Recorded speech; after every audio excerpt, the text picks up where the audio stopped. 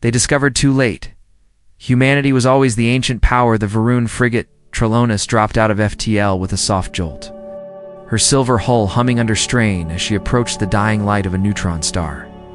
Captain Sarix leaned forward, in his command chair, four thin eyes narrowing. "There it is," he said softly. Drifting just above the star's gravity well was a Terran station, blackened, silent, ancient. Still in orbit after 3 centuries, his navigator muttered. "Impressed? How?" Sarix didn't answer. He was watching the station's outline flicker on his display. It didn't make sense. The outer plating was decades out of date, maybe more. Rusted metal, no shields, no visible power signature. And yet, the station had sent a signal, distress. Beacon that hadn't activated for 300 years suddenly turned on 3 days ago. No response to hails, no signs of life. "We'll dock," Sarix ordered. Team 1 suits up. 10 minutes later, 5 Varuan officers floated down the docking tunnel in full EVA gear. The airlock on the Terran side opened before they even reached it. No codes entered, no override required. It welcomed them. Inside, the lights were on. Not the sterile white glow of modern ships, but a dim orange, warm and old-fashioned. The floors were metal. Actual metal. No nanosurface, no GRAV dash plating. Lieutenant Can touched a control panel. "Manual interface," he said, almost confused. "Physical switches, wiring, analog systems." Dr. Vela, the mission xenologist, brushed a layer of dust off an old doorframe. Her voice trembled. "This station shouldn't be working. Nothing here should work. Not after this long." Sarix moved past her and stepped into the main control room, and stopped. The center console lit up as he entered.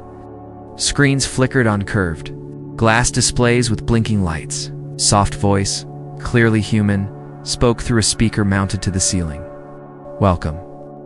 If you are hearing this, then you have found one of our sentinels. This is not an accident. Please remain calm." Everyone froze. The voice continued. "Calm, patient, male, older. This facility was built by humans. Yes, but not the humans you. No, not the humans you believe died out centuries ago. We were never gone. We simply stepped back." Khan turned to Vela, whispering, "This is pre-recorded, right? Just a message loop?" Vela didn't answer. She was staring at the console. One of the screens was showing their ship, Liv, from outside.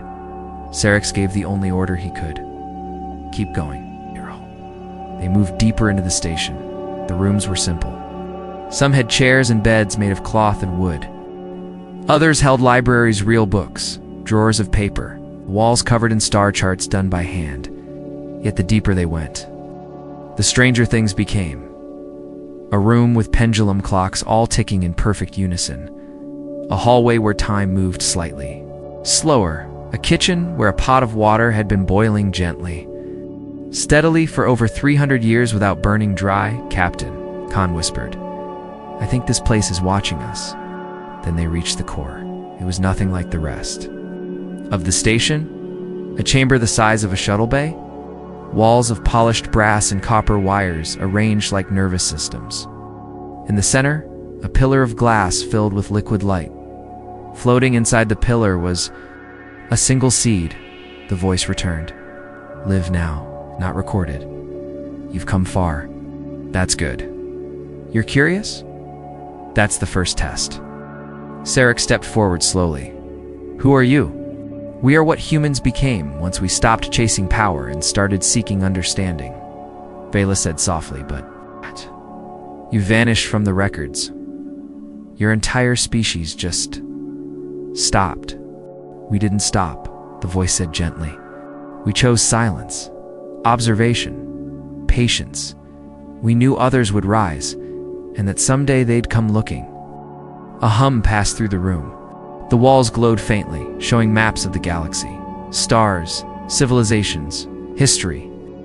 Each point on the map flickered, as if alive. "You are the first," the voice said. "The first to come here not as conquerors, but as students." A tremor ran through the station. Sarix's crew flinched. From a nearby speaker, "And you're just in time?" "Time for what?" Rex asked, throat dry. The map shifted. Vanished from the display. Systems went dark. A shape appeared at the edge of the map, a swirling shadow that spread like ink. The same darkness we once held back is returning. The voice said, we left clues, trials, teachings. Seed in the pillar began to glow brighter. You've passed the first. But more are coming, Ken's voice cracked. What do you want from us? The voice paused. Then, not submission, not fear. Just one thing, understanding. And with that, the seed cracked open, and the station began to wake up. Asterisk the seed. And the pillar cracked open like glass under pressure, spilling soft light into the chamber. A warm breeze swept through the room, though no air vents were visible. The light didn't blind, it wrapped around the crew like a gentle whisper almost. Alive, Ken took a step back. What is this? Bella raised a scanner, but it flickered and shut down. No energy spikes, she said, confused. But the temperature just rose by 2 degrees, and gravity is off by a fraction. Captain Serix didn't speak. He was staring at the open pillar. Something moved inside its shapes, floating in the light like symbols or thoughts made visible. For a brief second, he saw a world flash in the air, a city made of stone and stars. Where humans walked alongside creatures the galaxy had never recorded, then the vision faded. The voice returned, soft but closer now. Everything you've seen so far was built for one reason, it said. To test how you react to mystery, to discomfort, to the unfamiliar. Ken frowned. Why test us? We're explorers, not invaders. But others came before you, the voice replied. Not all came with good intentions. Some tried to take, to reverse engineer, to claim knowledge they hadn't earned. He didn't. Lights activated along the chamber walls, faint blue outlines of doors they hadn't seen before. Behind each one was something different. A simulation of a dying planet, a memory loop of a war that never made the records. And one room that just held a single chair facing a mirror. These are echoes, Vela whispered. Stories left behind. Not just stories, the voice said. Choices, failures, warnings. Serix turned to his crew. We came here, expecting a wreck. Instead, we found a library, a test. Maybe more. And a warning, Vela added, her eyes fixed on the growing shape now forming inside the broken pillar. It looked like a map, but not of space, of time. One line ran straight, from the far past to the present. Dozens of others branched off and ended in red marks, points where civilizations had ended. Extinction, collapse, silence. The human path was different. Collapsed, rebuilt, again and again. But one thread continued, unbroken, right? 2. Now, still alive, still moving forward. Is that us? Khan asked. No, the voice said. That's who we were, before we chose to disappear. A deep, slow hum filled the air. The light dimmed. The seed had given all it had. Now it dissolved. The voice changed, deeper now, more human, less like a machine. You've seen. The first lesson, it said. Now you must ask, why did we choose to become myths? Serix looked around. Because no one trusted you? No, because we couldn't trust ourselves. Silence. A doorway opened to their right, not one they'd seen before. This one had no lights, no wires, no markings. Just an old wooden frame and a brass handle. It didn't belong here. It looked like it came from a farmhouse on some forgotten world.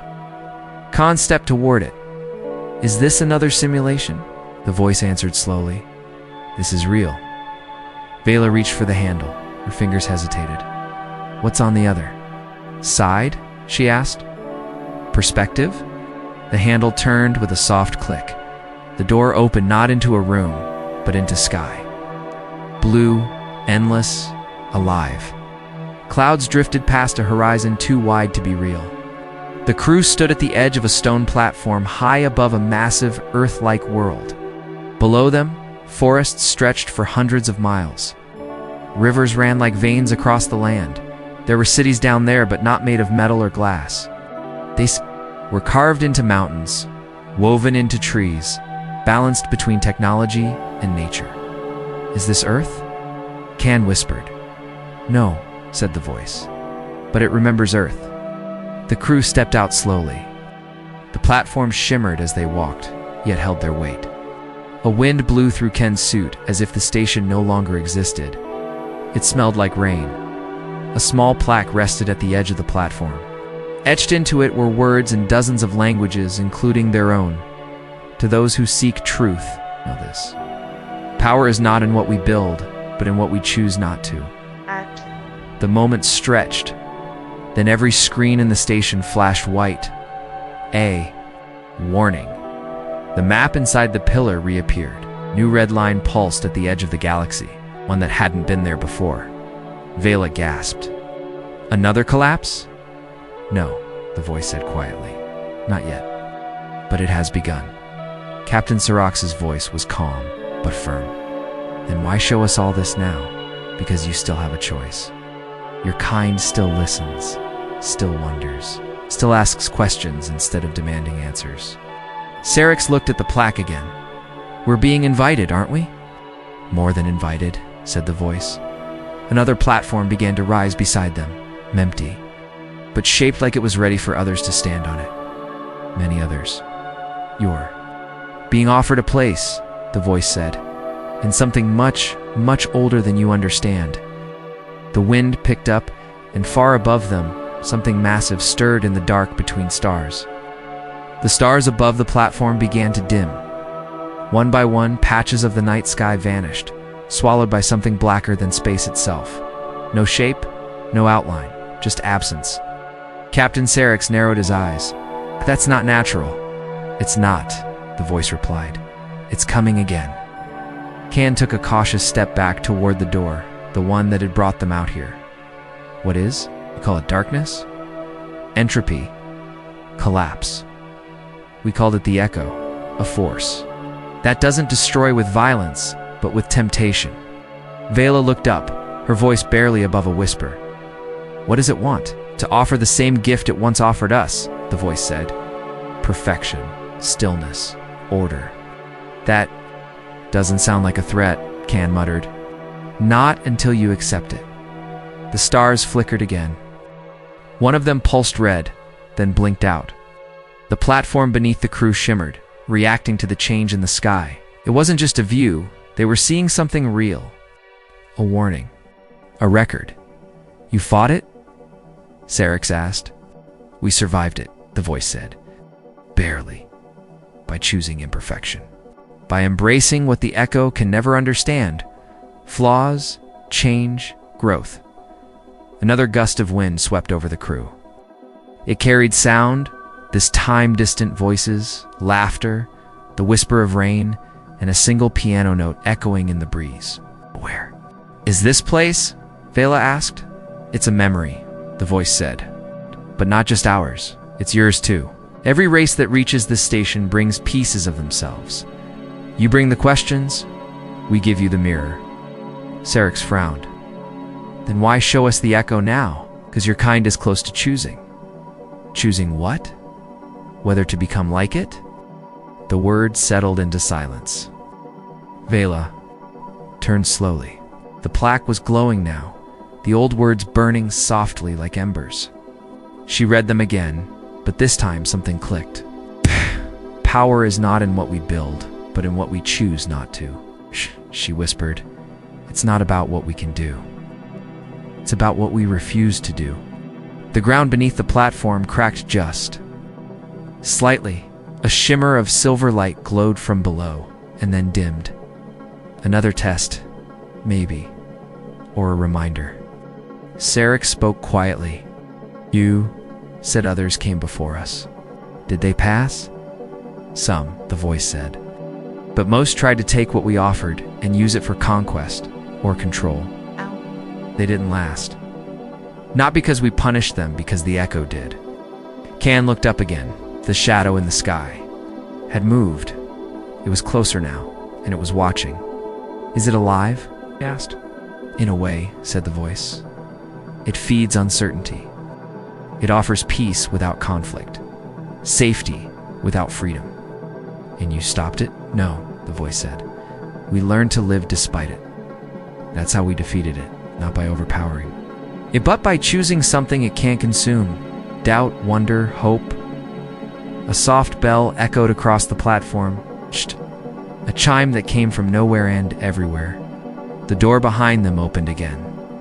Not to the station. To something new. A vast library of stone arches and open air stretched ahead. Tables carved from petrified wood. Shelves stacked with scrolls and data crystals side by side. Birds flew between. The columns, it was peaceful, quiet but not still. This is the second room, said the voice. Knowledge. It passed curiosity. Now comes understanding. The crew stepped through, sighed. Time felt different, slower, more thoughtful. The books, the tools, the objects, none of them matched. A stone hammer sat beside a quantum core stabilizer. A candle flickered next to a black hole model suspended in stasis. Kahan touched a small wooden toy, a child's puzzle cube. It twisted itself in his hand, reconfiguring. Everything here teaches, Vela whispered. Only if you're willing. To learn, the voice said. It reached a circular table in the center of the room. On it sat a plain glass bowl filled with water. Perfectly still. The voice returned, softer now. What do you see? Sarex frowned. Just water. Gone. Check to scan. There's nothing unusual. But Vela was staring harder, she said. There's a pattern in the surface. It's tiny, subtle, like gravity signatures. She ran her fingers along the rim of the bowl. The water shifted, revealing, for a moment, a map of the stars. A different map, one they hadn't seen before. It showed not the stars as they were, but as they might become. A future. And then the map faded. The water settled again. This is what we offer, the voice said. Not weapons, not shields, not shortcuts. Sarex's voice was steady. Then what? To perspective. And then the lights dimmed. Again, the stars outside the window pulsed with red light. The echo was getting closer. And humanity, long thought gone, was no longer hiding. They were watching, waiting, testing, and perhaps for the first time in a long, long while preparing. To act, the light in the library shifted. Not all at once, but slowly, like dawn bleeding into shadow. The crew looked around. The scrolls, the books, the crystals, all of it was beginning to float. Just a few inches, just enough to feel unnatural. Can reached out to steady one of the floating data crystals, but it slid away from his hand, gently spinning in midair. What's happening now? He asked. Vela's voice was tight. The gravitational field is changing again, but there's no source. A soft hum rose from the floor. Not threatening, it's almost musical. Then the voice returned. The human voice, steady and low. You've seen the memory, you've seen the future. Now comes the decision. Captain Sarex frowned. What decision? There was a pause. Then, whether your kind will follow the same path we once walked, or build your own. The floating objects began to orbit the glass bowl in the center of the room. The water inside it shimmered, no longer still. Waves moved across its surface without wind, forming shapes. Symbols, words.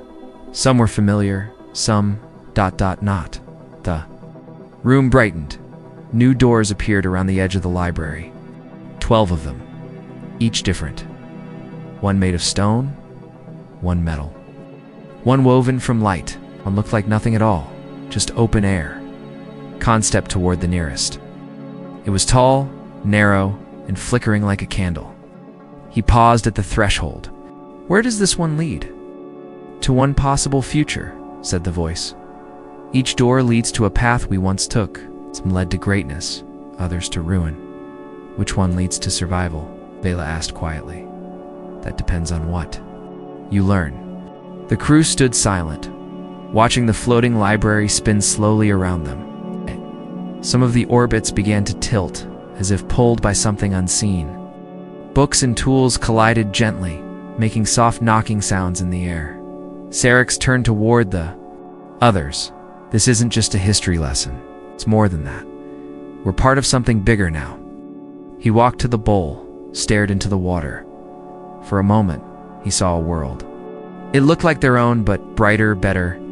A planet where technology didn't choke life, but flowed around it. Cities breathing with nature, ships made of living materials, beings of all species working side by side. Then the image changed. It darkened. He saw a hollow world. Cold, perfect, silent. The echo had been there. He pulled back. "We're being shown to futures," he said. "Not shown," the voice corrected. "Offered." Suddenly, the floating items dropped. All at once, silence. A tremor passed through the floor. A long, low groan echoed through the room. Then came the real sound of danger, a tone so deep it made the crew's bones vibrate. They looked up. The stars beyond the high windows had gone black. Not empty. Black. The echo had arrived. The voice did not panic. It remained calm. "It's early. We didn't think it would reach this system for another 100 cycles. Sensed your visit? It knows new minds are awakening." Ken's voice cracked. "What do we do?" The bowl of water in the center began to swirl. "You learn," the voice said. "You remember?" The swirl formed a spiral, a galaxy, simplified, turning clockwise. The stars in the spiral lit up. One by one, small pulses of white, then red, then darkness. It was a pattern, was showing them every civilization that had risen and fallen. Vela traced it with her hand. "This is history, but compressed. It's alive." "Correct," said the voice. "You're seeing what we saw. The rise of power, the cost of speed. The fall that comes when knowledge outruns wisdom." The tremors grew stronger. The ceiling above them cracked. But instead of breaking apart, it unfolded, revealing a sky not of stars, but of memories. Dozens of lives played above them like films across the clouds. Humans, building, failing, learning, starting again. Each time different, each time stronger. "Why show us all this now?" Xerix asked again, louder this time. The voice spoke without hesitation. "Because your kind is close. Closer than you know, and the echo is watching." Khan clenched his fists. "You keep saying we have a choice. But what are we choosing between?" The voice fell silent for a long time. Then, between becoming the next light in the spiral, or the next silence, the doors pulsed with light. The library dimmed, and outside in the void beyond stars, something began to speak back. It had no words, only hunger, and the crew knew whatever came next. They would not face it alone, because humanity was still here, still waiting, and still watching. The air inside the library shifted. Something ancient had stirred, not inside the room, out there, far beyond the station. Past the stars, the echo was moving. Khan stood perfectly still, watching as the swirling bowl of water faded back to stillness. No more maps, no more symbols. Just the quiet sound of a ripple dying out. The voice returned, but this time it was different, heavier, slower. "You've seen the shape of things? Now comes the weight."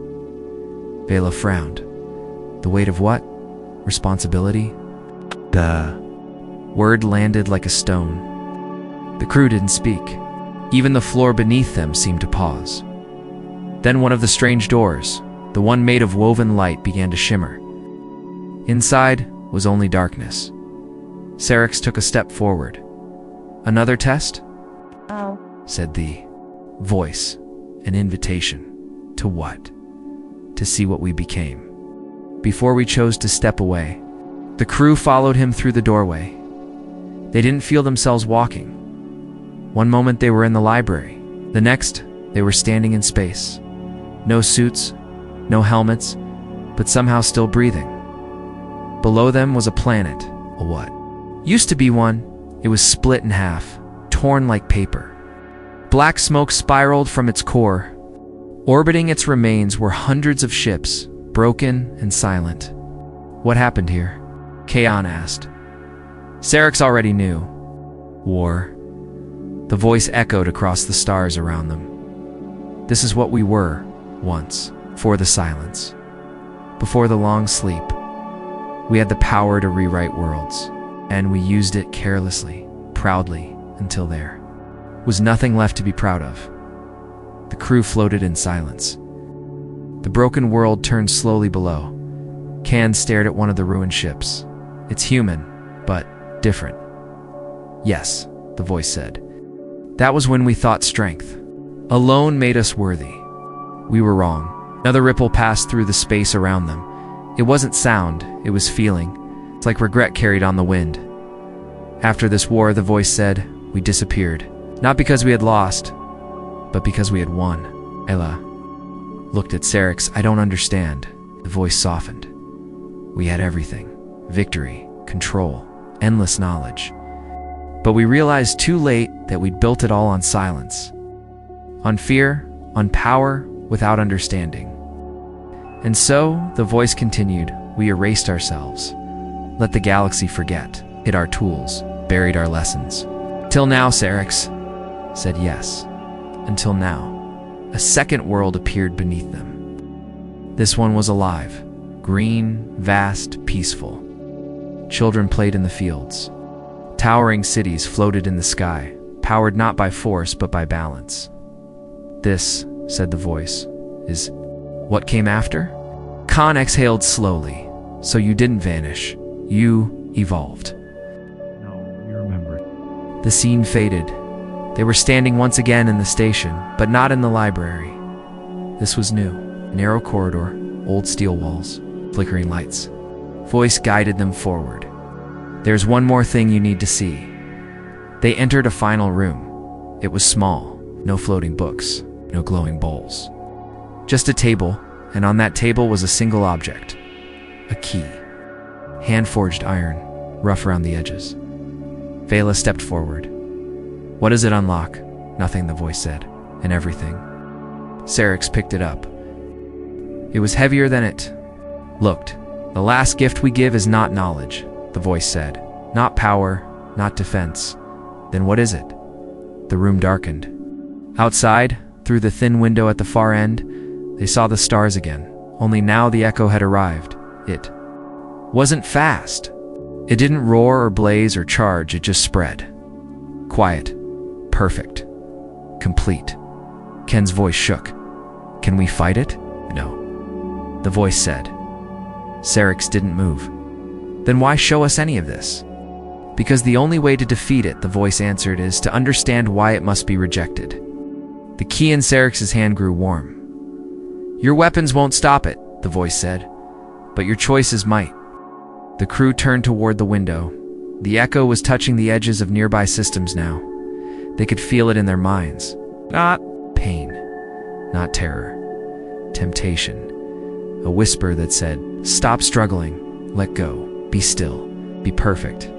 The key pulsed in Syrinx's hand. As if answering that whisper with a memory, the voice spoke one last time. You've seen our fall. Our return? Now decide what comes next? The crew looked out at the growing darkness, and behind them, somewhere in the heart of the ancient station, something else began to wake up. Asterisk the station trembled not violently, but like something old. Stretching after a long sleep, lights along the corridor came alive, glowing blue, then white, then soft gold. The key in Captain Syrinx's hand pulsed again, as if it recognized the change. It felt less like a tool now and more like a signal. A low chime echoed through the walls. Not an alarm, a bell, gentle, calling. They followed it past the control room, past the strange rooms of memory, past the door made of wood that no longer seemed out of place. Everything in the station now felt connected, alive, as if the ship itself was paying attention. The hallway curved, sloping downward into the heart of the structure. Their footsteps echoed softly. Kane finally spoke, voice tight. That shadow, the echo, still spreading. Vela nodded. 2 more stars just dimmed on my scanner. Whole system's quiet. No explosion, just ... gone. Syrinx didn't reply. Could feel it too. Not in his body, but in his thoughts. Something pulling, softly, offering peace, stillness, a promise that all questions could end. They just stopped asking. But he held the key tighter. The hallway ended at a plain metal door. The voice returned. Quieter now. This is where it began. Where we decided who we wanted to be. Vela glanced at the captain. He stepped forward and inserted the key into a small round slot. It fit. The door opened with a soft hiss. Inside was not a control room, not a lab, not even a vault. It was a garden. Warm air drifted out. Sunlight, real or artificial, they couldn't tell, filtered through a glass ceiling. The floor was soil. Green plants grew in long, simple rows. Trees curved toward the light. Stream trickled through the center, and sitting by the stream was a single figure, human, old.com, wearing plain clothes, gray coat, bare feet. He looked up as they entered, smiling slightly. Hello, he said, no title, no ceremony. Just a greeting, like they'd met at a quiet park instead of the center of something ancient and world-shifting. Sarek stepped forward. Are you real? The man shrugged. As much as I need to be. Khan asked. Are you? The voice. Man nodded. One of many. I stayed behind. To wait. Vela looked around, confused. You waited here? For centuries? He stood slowly, brushing soil from his hands. For someone who would come with questions instead of demands. Sarek studied him. Why a garden? The man smiled.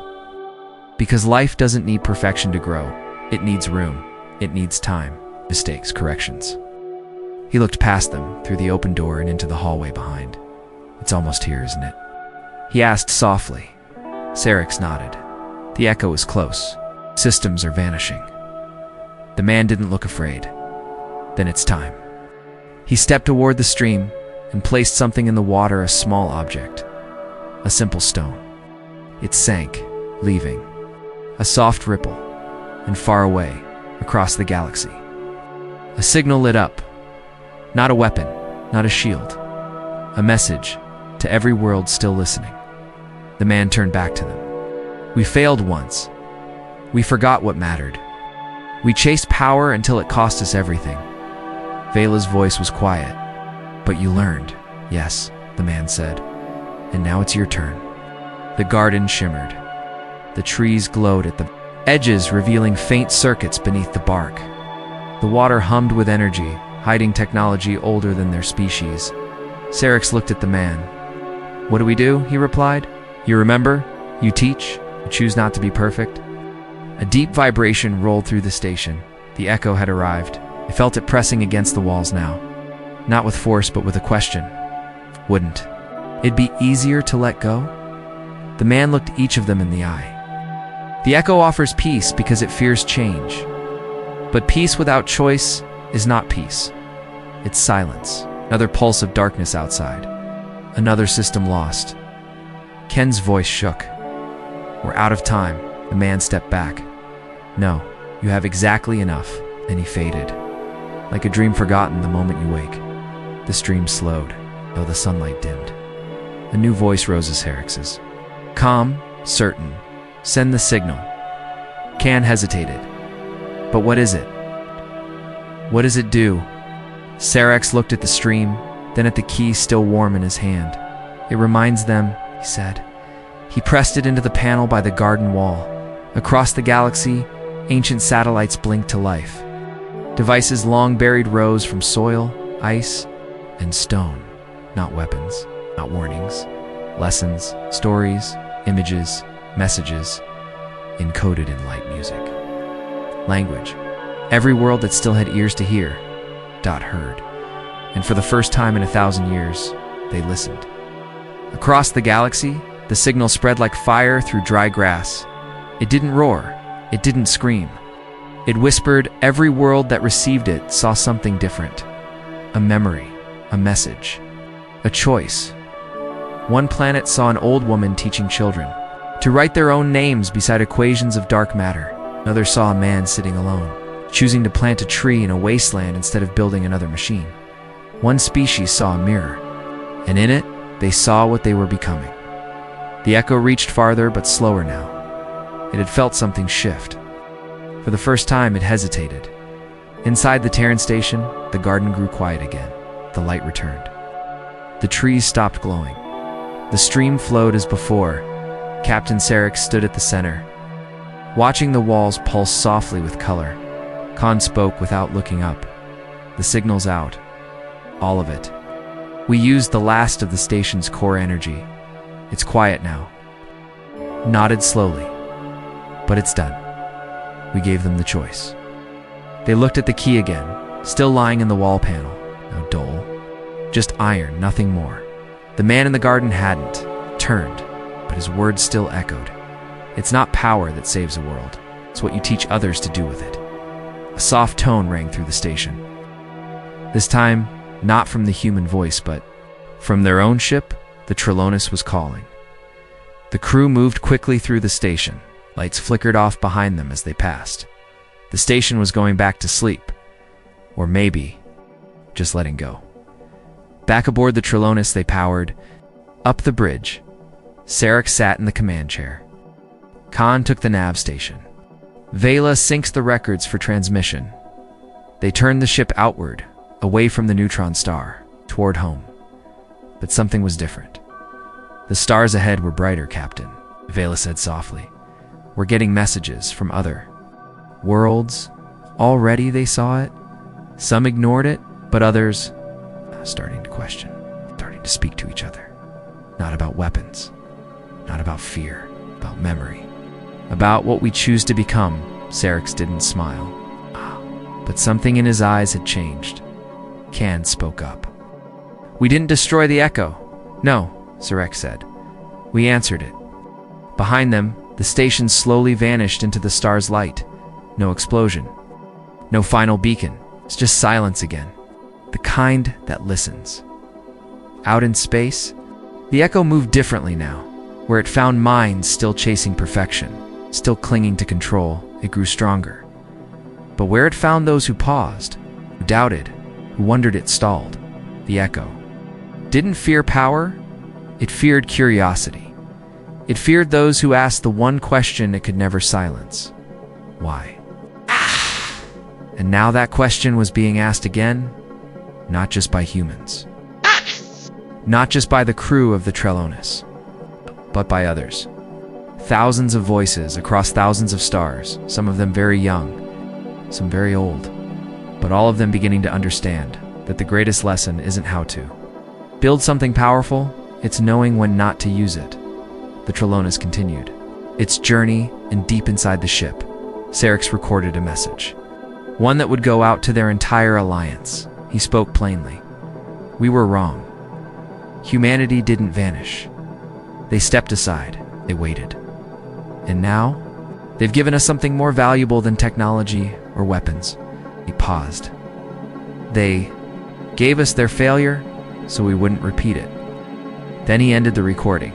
Vela looked out the window into the endless dark, but it didn't feel as empty anymore. What now? Khan asked. Sarek sat quietly for a moment. Then he said, Now we teach.